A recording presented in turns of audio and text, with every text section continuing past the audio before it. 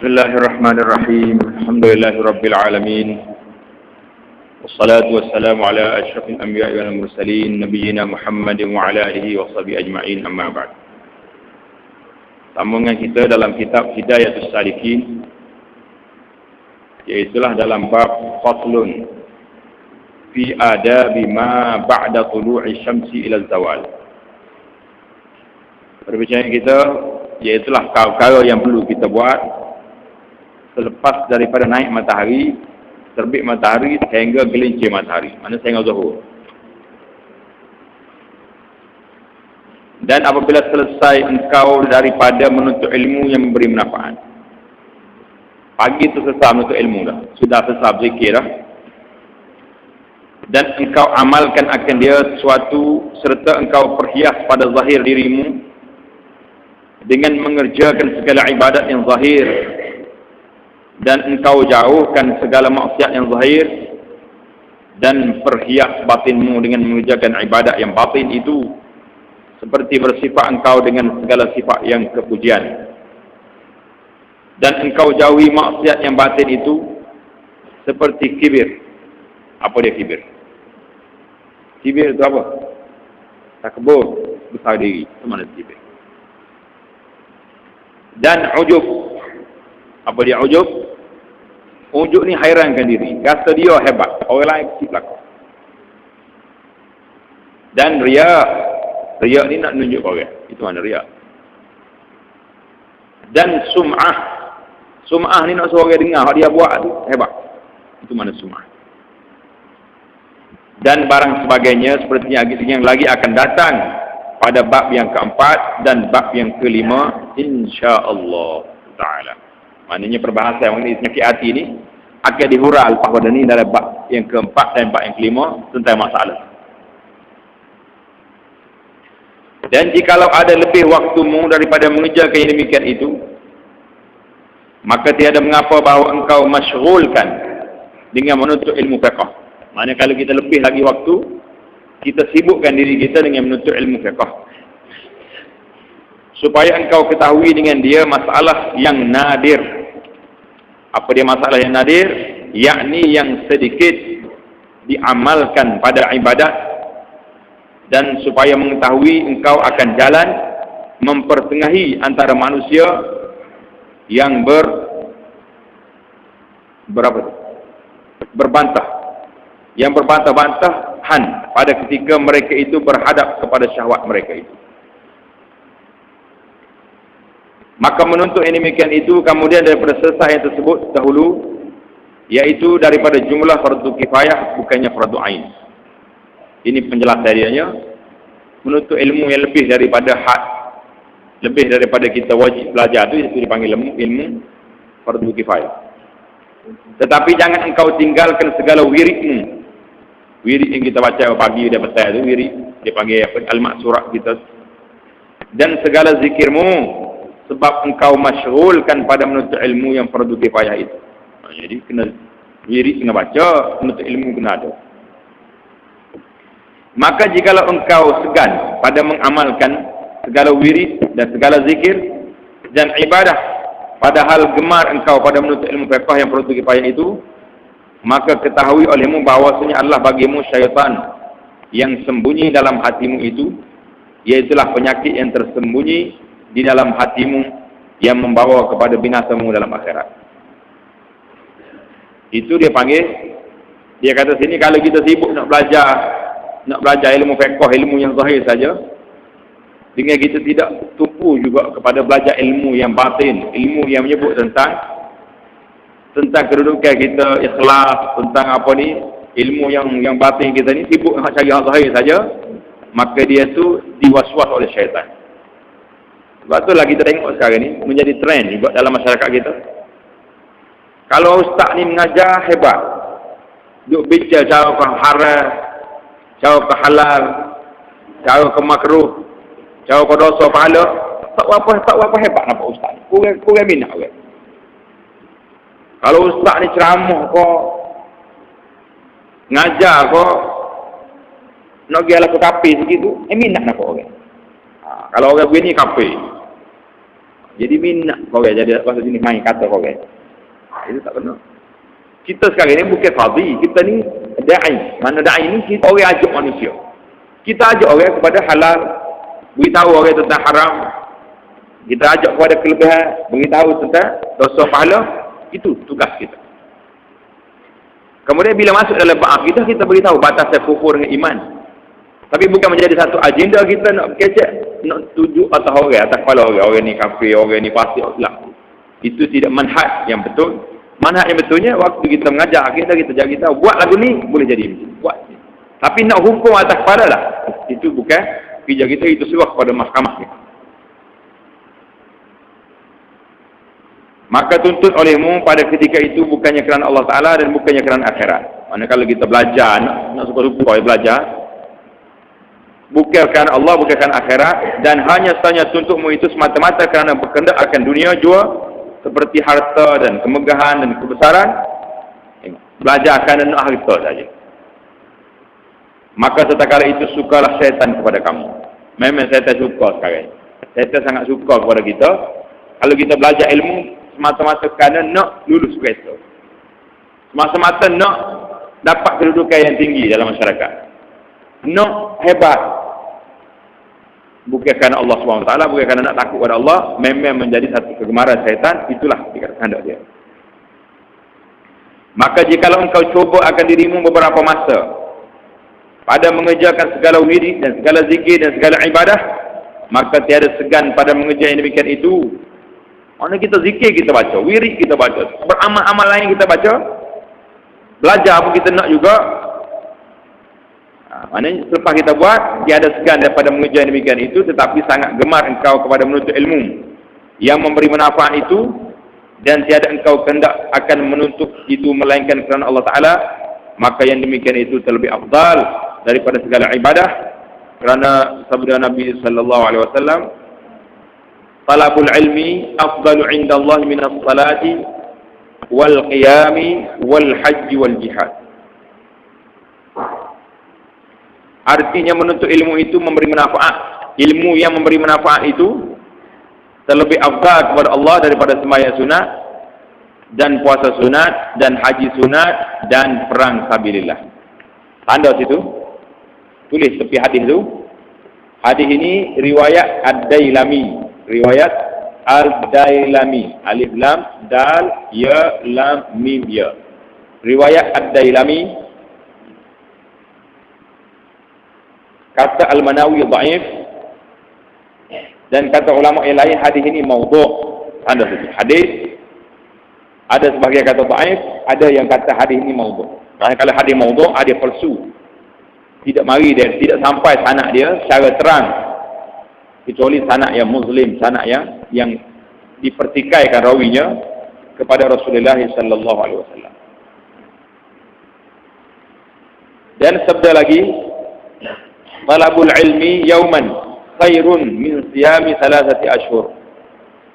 Artinya menuntut ilmu yang beri manfaat sehari terlebih baik daripada puasa sunat 3 bulan.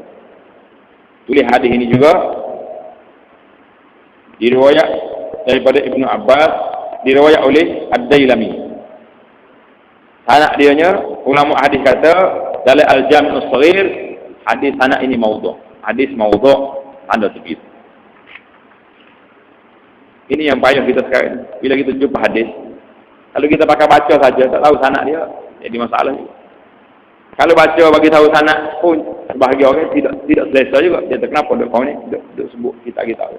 Tapi ini adalah dipanggil amanah ilmiah, mesti diberitahu dari segi kedudukan hadis. Dan sabda Nabi sallallahu alaihi wasallam, talabul ilmi sa'atan khairum min qiyami lailatin.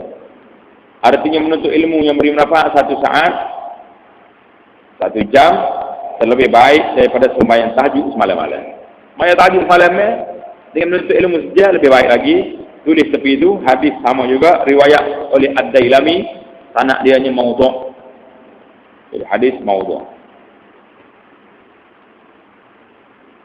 Jadi sembahyang tahajud malam-malam, lebih lagi menuntut ilmu 1 jam. Jadi kalau macam jadi susah. 3 bulan puasa, tak lama lagi. Bermula perkara yang kedua.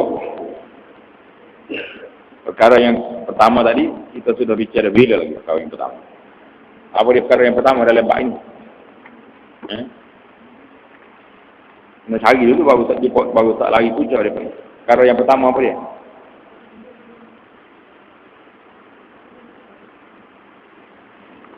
Nah, menuntut ilmu.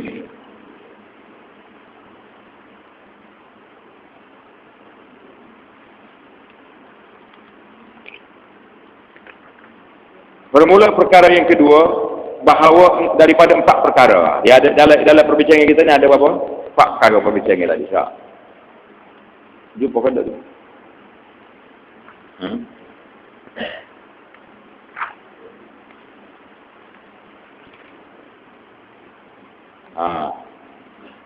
Syahdan. Maka jika ada yang lebih waktu daripada demikian itu, hendaklah engkau kerjakan dalam suatu daripada 4 perkara. Mana kalau lepas pada sembahyang duha tadi, kita ada waktu lagi, kita kena sembahyang lagi, kena lakukan 4 perkara. Yang pertama, hendaklah engkau kerjakan dalam waktu itu menuntut ilmu yang memberi manfaat. Itu yang pertama, tanda itu. Kita kena tanda tepi itu, baru jumpa cari, kalau tidak, tak tahu ke mana.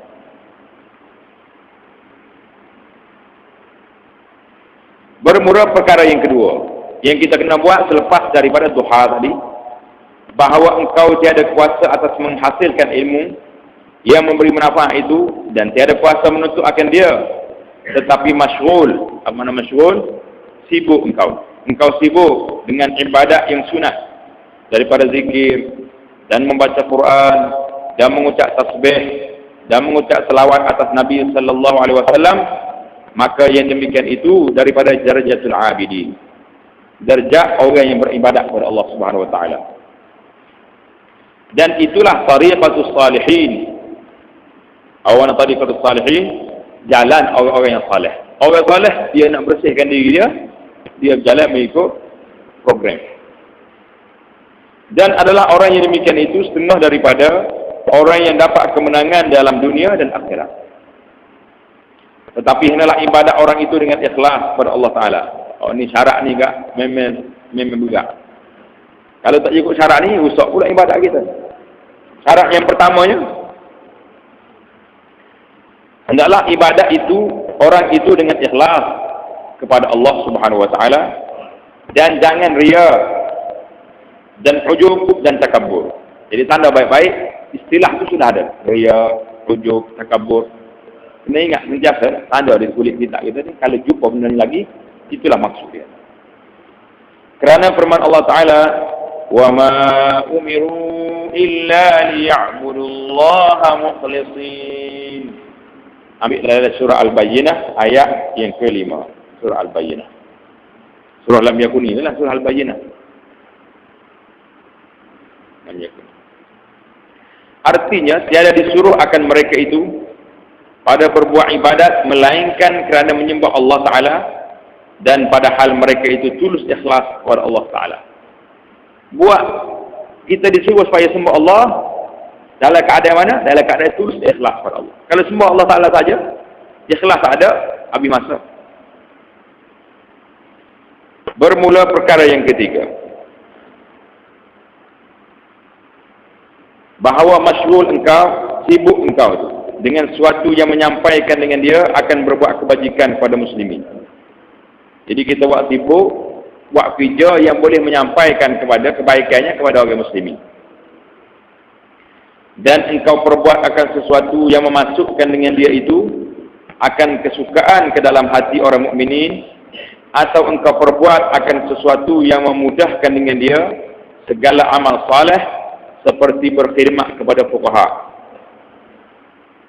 Apa dia makna fuqaha?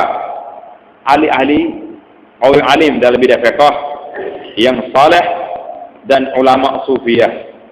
Ulama sufiyah ni orang yang alim dalam bidang tasawuf, orang yang alim dalam bidang akhlak.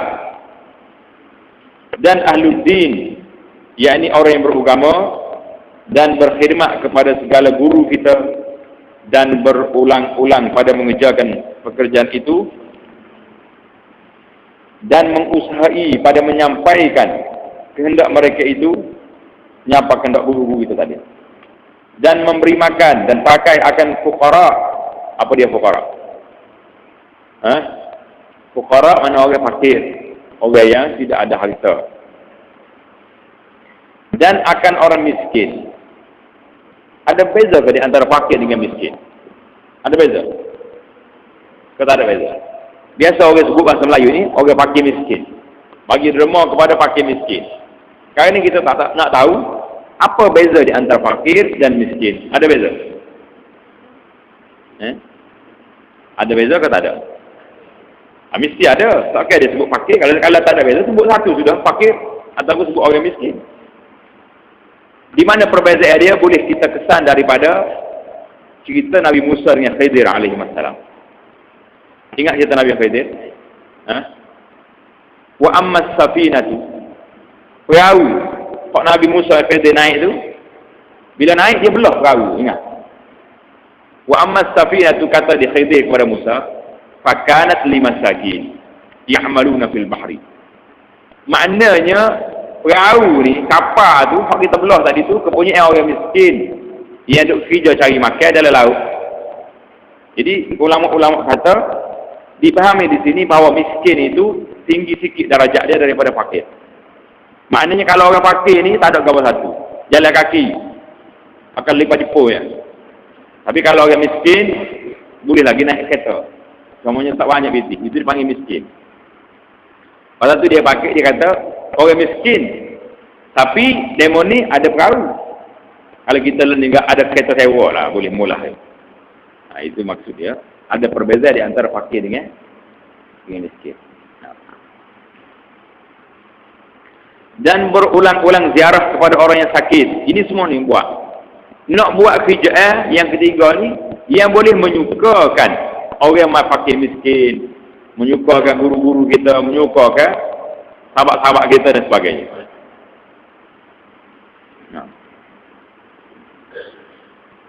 Dan apa ni, kemudian kita berulang pula ziarah orang sakit. Dan berulang-ulang berjalan menghantar orang yang mati ke kubur. Ini masalah. Jarang sekarang ni orang di mayat-mayat nak hantar mayat ke kubur. Tak ramai. Sudah mayat-mayat pakai balik lalu.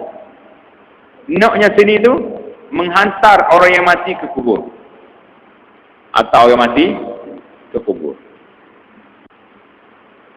Jadi kelebihan hantar jenazah sampai kubur ni boleh 2 pikul. Kata Nabi SAW, apa dia mayat jenazah boleh qirat.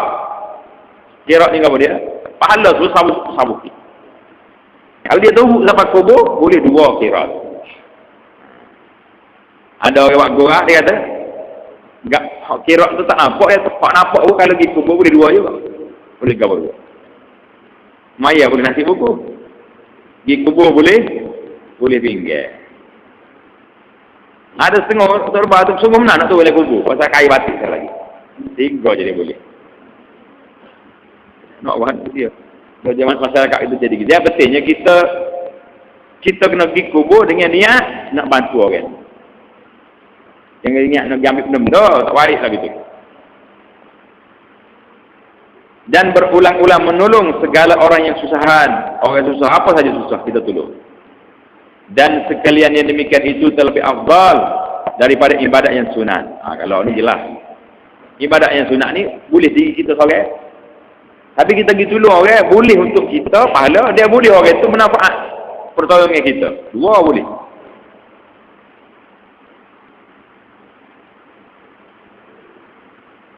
Kerana perbuatan demikian itu dibilangkan akan dia daripada ibadah. Ditolong orang ini termasuk ibadah. Lagi menyukakan akan hati orang Islam, kerana sabda Nabi sallallahu alaihi wasallam, man asbaha yaumal jumu'ati qiyama wa 'ada marida wa syahida janazatan wa tasaddaqa bi sadaqatin faqad wajabat lahul jannah.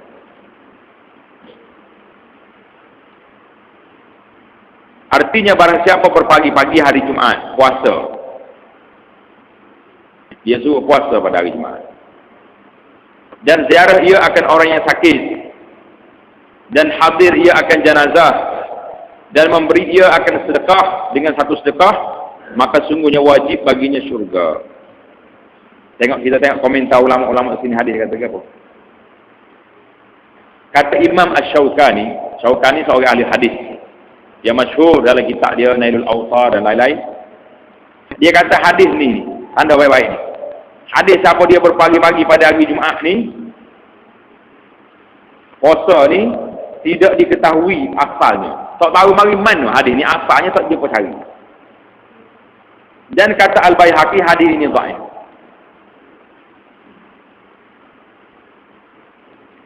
Tersebut dalam kitab,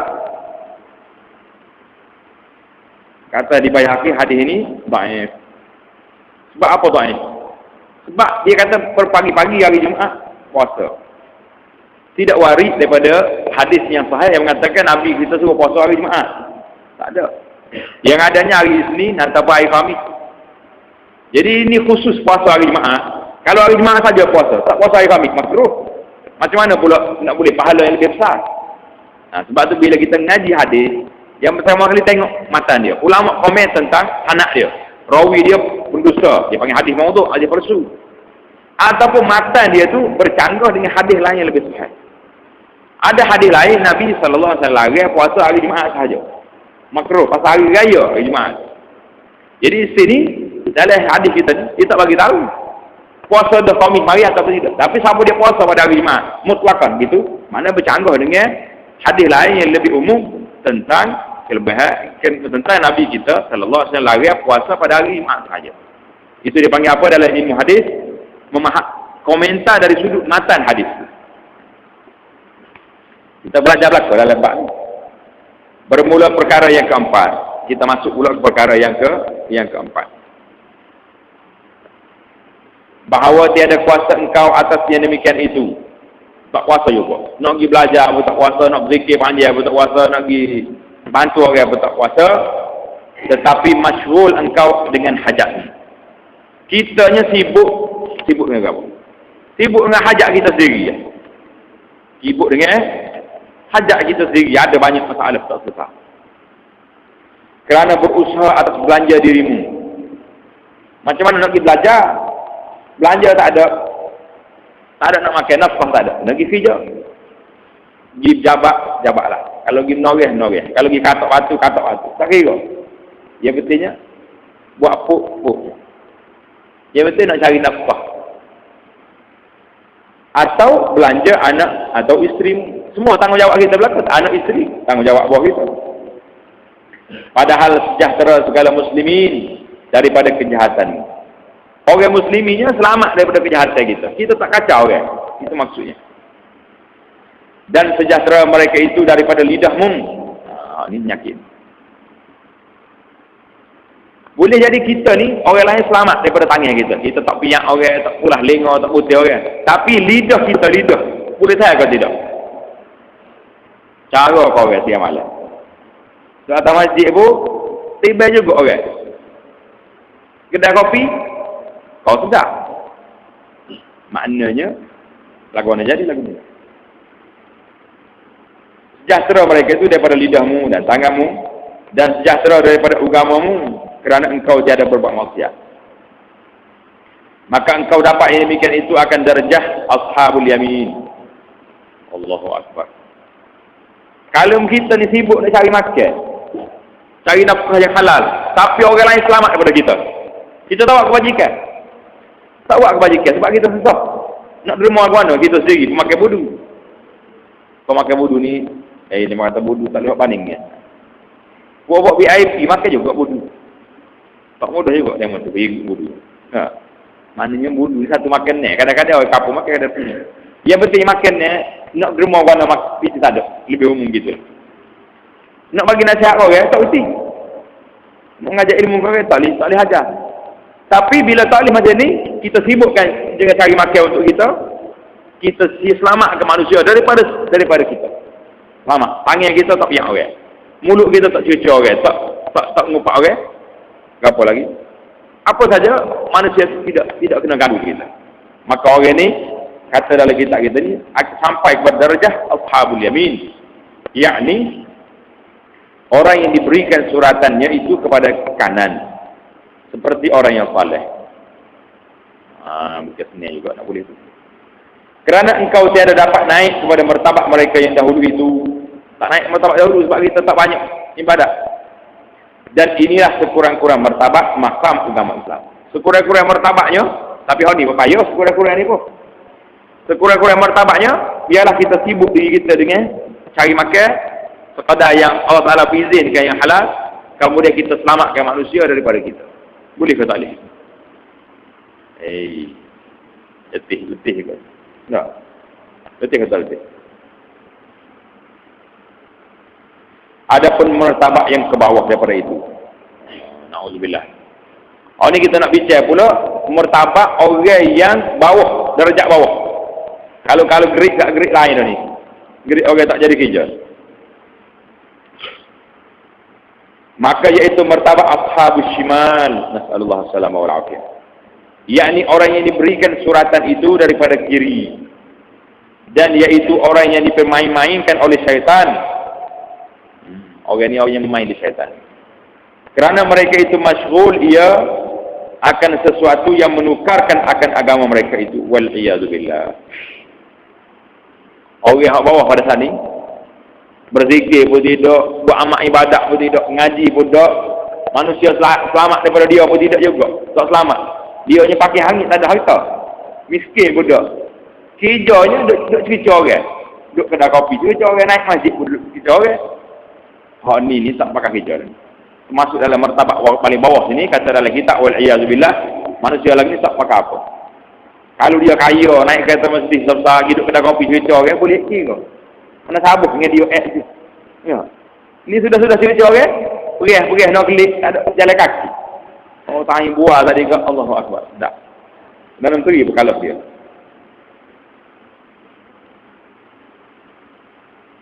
Jadi inilah martabat ashabus shimal.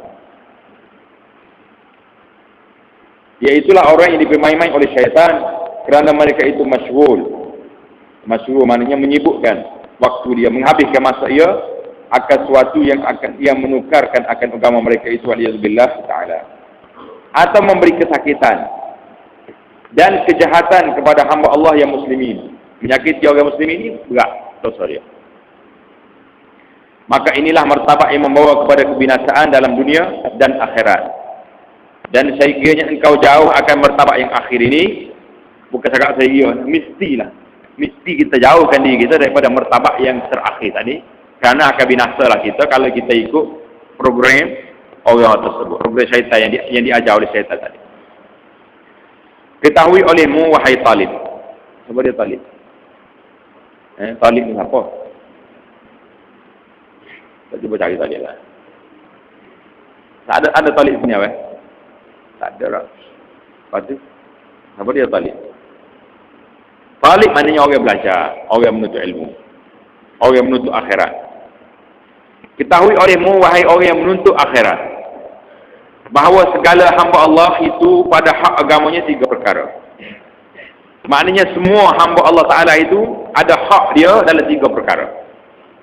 Ingat baik-baik ni. Yang pertama, salim. Apa makna salim? Yakni sejahtera daripada seksa. Iaitu seorang yang menyampaikan apa dia? Dalam kitab ada apa? Iaitu seorang yang lain ke? Kita ni, iaitu seorang yang menyampaikan berbuat segala yang diperdukan atasnya dan meninggalkan ia akan sekalian maksiat. Itu orang salim. Mana orang sejahtera ni? Orang yang buat segala yang diperdukan ke atas dia, dia meninggalkan segala maksiat. Kalau salah, baiki kita. Dan kedua, rabih. Apa dia rabih pula? Rabih bahasa Arab ni apa? Jangan bahasa Kelantan. Kalau bahasa Kelantan, rabih ni, saya rabuk habis dah. Rabih mana? Ia ni mendapat laba, mendapat keuntungan. Iaitulah seorang yang berbuat segala yang diperuntukkan atasnya dan menjauhkan daripada segala maksiat serta ia membanyakkan akan berbuat segala yang disunatkan. Jadi orang pertama tadi, orang salim tadi, buat perkara yang fardu saja, maksiat dia tak buat. Orang rabih, maknanya orang yang buat hak fardu, campur buat yang sunat. Hak fardu dia buat, sunat dia buat. Itu dia panggil rabih, mana orang yang mendapat laba. Laba tu buat dapat keuntungan. Yang ketiga, khasir. Apa dia khasir ni pula? Sama ya kau nama khasir. Yang ibu nama anak khasir. Mana orang yang rugi. Yakni dapat rugi. Orang yang rugi itu lagu mana perangan dia? Iaitulah seorang yang meninggalkan apa yang diperuntukkan atasnya. Orang yang Allah SWT peruntuk dia tak buat. Ayat budak, puasa budak, tutup aurat budak. Rupa ya dia dengan apa? Kal an'ami balhum Allah. Berat. Tak ada tuntutan dia. Seolah-olah arah Allah Ta'ala ni serupa kan. Lebih rendah daripada arah Tok Ngulu kapur dia. Kalau Tok Ngulu kau dia dengar kata, waktu yang apa ya, tak dengar sikit apa. Maya, tak maya. Puasa, tak. Tutup aurat, tak. Apa jadi orang ni? Dia panggil orang ni khasir, iaitu seorang yang meninggalkan apa yang diperuntukkan atasnya dan mengerjakan barang yang ditegahkan atasnya. Jadi kita tahulah bahawasanya manusia tu dalam hak agamanya ada 3 jenis manusia. Yang pertama apa? Salim. Yang kedua rabih. Yang ketiga khasir. Na'udzubillah lah khasir. Maka jika tiada kuasa engkau menjadikan dirimu itu daripada martabat yang rabih. Kalau kita ni tak boleh jadi martabat rabih. Martabat orang yang jaga fardu dan melaksanakan yang sunat. Yakni yang dapat laba, mendapat keuntungan itu, maka hendaklah engkau jadikan dirimu itu daripada martabat yang salim. Salim daripada apa? Yang sejahtera itu daripada api neraka. Itu makna salim. Dan hendaklah engkau takuti dan engkau jauhi akan martabat yang khasir, yakni yang dapat kerugian itu. Hak khasir jangan dekat, jangan sekali-kali kita cuba. Oh ni bahaya ni, punah rusak habis. Ketahui olehmu pula wahai salim. Ini pesan yang kita banyak oleh. Ketahui olehmu pula wahai salim, bahawa bagi hamba Allah itu pada hak segala makhluk itu 3 perkara. Hak tadi, sekalian hamba Allah itu pada hak agamanya. Dalam sudut beragamanya manusia ini ada 3 jenis. Yang sini pulanya hamba Allah Ta'ala itu pada hak segala makhluk. Kedudukan makhluk pulanya, kita ni ada 3 perkara. Yang pertama, seperti malaikat. Golongan yang pertama, ada golongan manusia ni seperti malaikat. Bagaimana? Iaitu mereka yang berbuat kebajikan pada makhluk. Buat kebajikan pada makhluk. Dan kasih sayang akan mereka itu, dan memasukkan kesukaan dalam hati mereka itu. Mana kita ni kerja kita tak ada orang lain. Nak tolong orang susah. Nak masukkan kesukaan dalam hati manusia, supaya mereka tergembira, tak ada kerja lain. Itu dia panggil orang yang seperti malaikat sifat dia. Sifat malaikat ni, kerja dia tu dia orang malaikat. Dia tak cara dia diri dia sendiri. Kenal malaikat?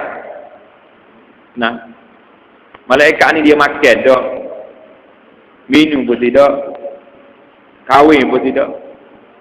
Malaikat dia tak ada apa, sebab jadi dia daripada nur, daripada cahaya. Kerja dia nya bagi khidmat kepada anak Adam. Malaikat saja ada ni kita ni, kau tak ada?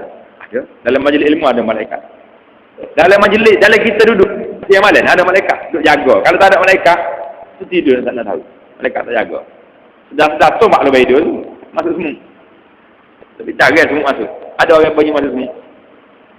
Saya dua, tak ada bunyi. Malaikat tu jaga. Kalau tidak, kali bukan sekali semua masuk, sekali limpah-limpahnya masuk. Dah cuma rumah tak simpan baik-baik. Tapi tak ada masuk, tak ada bunyi masuk.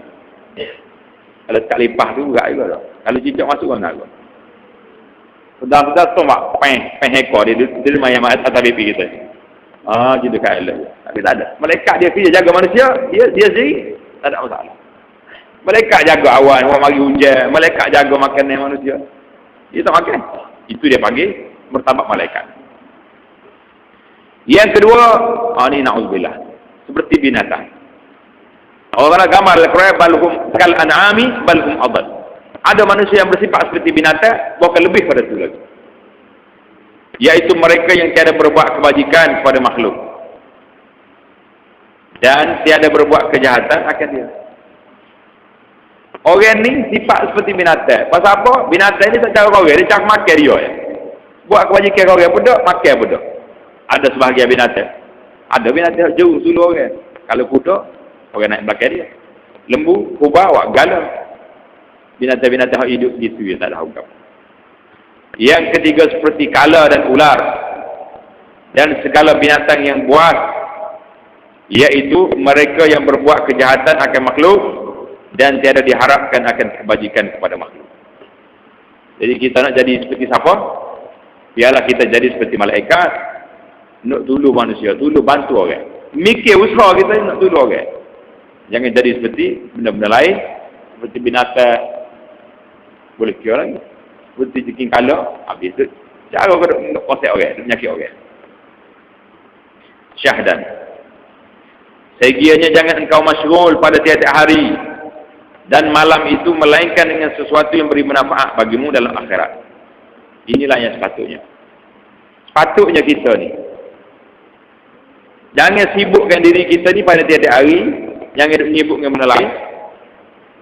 Dan malam melainkan dengan sesuatu yang memberi manfaat bagimu dalam akhirat atau sesuatu yang memberi manfaat bagimu pada kehidupanmu dalam dunia yang menolong atas akhirat. Jadi kita tu suruh kerja lain. Kerja kitanya buat satu benda yang boleh membantu kita senang hidup atas dunia, selamat dalam negeri akhirat. Itu yang kerja kita. Hak lain itu semua sekali dakwah yang ada asas. Tak nak pergi lah mana. Maka jikalau tiada kuasa engkau mendirikan akan agamamu pada berbuat ibadat serta bercampur dengan manusia, maka hendaklah engkau jauhkan akan segala manusia itu. Kalau kita duduk manusia ni tak boleh. Orang nak nyakit kita pun jadi nak nyakit orang juga. Tak boleh nak beribadat secara baik. Apa kita kena buat? Kita kena al-uzlah dipanggil. Kena beruzlah. Uzlah ni duduk sorang di atas bukit. Naik pergi puncak bukit mana-mana, bawa kambing pergi tu. Dia kata nak pakai ke apa? Kambing tu, kalau kita bawa pergi dia atas kalinya kita seolah-olah kita bawa kilat kalinya kita. Susu dia tu cukup dah. Dia tu lagi makan rupuk kita, lepas tu dia bawa kelik susu. Susu tu makannya yang mengenyangkan. Susu. Ingat hati-hati cari dua ni. Dalam berita tadi kata, Perdana Menteri Thailand istihar pada rakyat dia supaya berjimat-jimat dengan berah. Jangan makan berah banyak. Kita negara kita Malaysia ni makan berah apa? Berah siap, berah Thailand. Orang Thailand sendiri jimat-jimat. Orang kita ni boleh makan nasi 3 kali sehari je. Cukup. Makan tengah hari sekali cukup. Sipar berah. Dia mari tanya tak cukup nanti, jawab dia makan ubi kayu mula. Masa tu nak cari kambing mula, nak pegang susu tak boleh lah. Kambing betul semari dah. Jadi naik harga lah macam-macam benda dah. Lagi dua ni dia panggil, bukan peringkat Malaysia. Krisis kekurangan makan ni sudah bersama peringkat antarabangsa. Orang yang didakwa ini PBB dia panggil. Pertubuhan bangsa-bangsa bersatu supaya fikir macam mana nak menyelesaikan masalah yang menimpa negara dunia sekarang ni, kekurangan makan ni. Orang keramah makan ni tak ada. Masa tu tak ada kira teknologi ke apa tu. Bangunnya pencakar langit kau, jangannya masuk dalam bumi kau, tak kira apa. Dia tak ada makan ni, lemah habis. Buat kerja tak boleh. Allah, kita minta selamat lah. Semua ni sebab apa? Allah Ta'ala nak tarik nikmat. Mung ni manusia ni, selagi aku bui membuat nikmat, selagi itulah membuat maksiat kepada aku. Sekarang itu saya tarik makan ni. Menyebabkan manusia sudah gelisah. Pemimpin-pemimpin antarabangsa dalam keadaan gelisah kerana makannya dijangka tidak cukup. Sikit masalah. Jadi buat kita ni kena berusaha. Orang Islam berusaha. Mana ada tanah jika ruah tu pakai tanah lah kok. Tanah sayur, tanah ubi, tanah apa.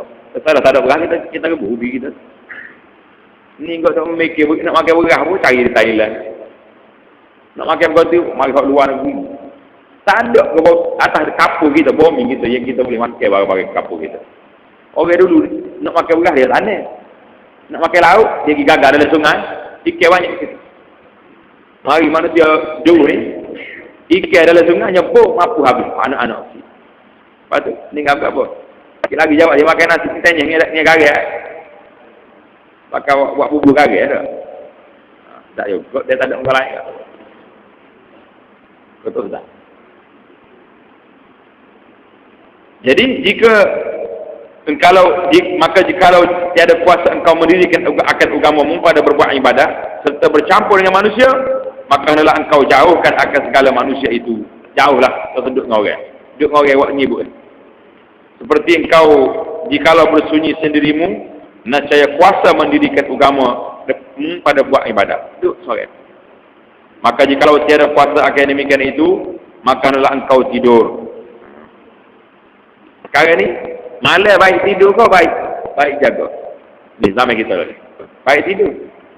Kalau tidur confirm tahu mau siap. Tidur senyap. Tapi kalau dia bangun sudah. Duk tengok. Gapo TV lagi lah. Ni tu kamak rupa ni. TV dalam rumah tak payah pergi hospital tu. Oh ni enggak pakai juga. Program ada. Tahu-tahu kalau mesti bola pula. Pakai tahajud tengok. Mai subuh pun tak ada. Baik tidur.